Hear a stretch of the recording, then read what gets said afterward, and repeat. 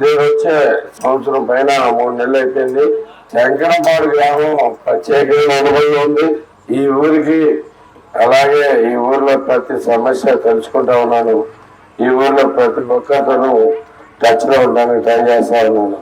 శంకరంపాడు youth అంతా నాతోనే ఉన్నారు. అవునా? సై అంటే సైనా?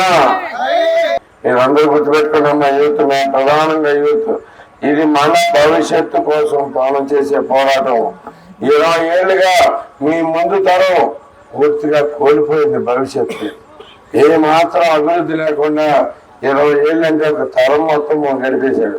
చూస్తుంటే మీరు చిన్నప్పటి నుంచి ఈ గ్రామం ఏమాత్రం మారిందా అంటే మీకు మహా అయితే కనుక సిమెంట్ రోడ్లు వచ్చుంటాయి. సిమెంట్ రోడ్లు తెలుగుదేశం ప్రభుత్వం వేసింది. అవి తప్పితే మిగతా ఏ ఒక్కటి ఇక్కడ జరగలేదు మనకి. అని మీరు ఎలా బతుకుతున్నారనేది కూడా చూసుకునే అవకాశం లేదు. మన ఎమ్మెల్యే అంత తెలివైనదంటే బస్ స్టాండ్ కట్టమని బతికంటే డిపో కట్టాడు. బస్ స్టాండ్ కట్టకూడదు. అలాగే మనకి మీ ఊర్లోనే స్కూల్ చూసాం. ఇక్కడ ఎంపీపీ స్కూల్ గుర్తుందా? నాడు నేడు కింద స్కూల్ కట్టకుండా బాత్రూమ్ కట్టాడు. మా తెలివైన వ్యక్తి. ఇంతటి తెలివైన వ్యక్తిని పెట్టుకుని మనం రోజులు గెలిపించుకుంటే మన దౌర్భాగ్యం. యూత్ అంతా నేను ఇంకొకసారి కలుపుతాను. మీరు అందరూ చెయ్యి కలిపి నాతో కనవండి. మీకు బంగారు భవిష్యత్తు నేను చూపిస్తాను. ఎలా భవిష్యత్తు అనేది ఎలా ఉంటది, ఎలా ఉండాలని చూసి వచ్చినాను నేను. మీరందరూ యథావిధిగా ఎప్పటి నుంచో ఉన్నారు.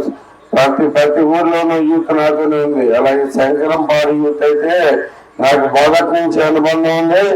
అబ్బాయిలు అమ్మాయిలు సరినా మనం బాగుపడటానికి రెడీ అవుదాం. ఇదే అవకాశం. ఇంకెక్కువ టైం లేదు. మనం ఆల్రెడీ విజయానికి దగ్గరలో ఉంటాం. రెడీ అయిపోయింది. తర్వాత ఇంకా చాలా పని ఉండదు.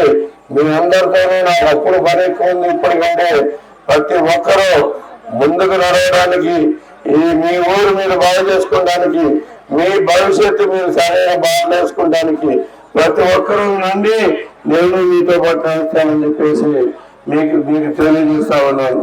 అది ఒకే ఒకటి మీ అందరికీ చెప్తున్నా. ఏ రోజైనా మీరు ఎవరుకుంటా మీ ప్రాబ్లం వచ్చినా, సమస్య వచ్చినా, మీకు నియోజకవర్గానికి సంబంధించి ఏ సమస్య వచ్చినా మన ప్రజావేదిక రెడీగా ఉంది. ఇక్కడ ప్రజావేదికకి వచ్చి ఒక్క కంప్లైంట్ ఇవ్వండి. అలాగే మన నాయకులు ప్రతి ఒక్కరూ పనిచేస్తారు రెడీగా ఉన్నారు.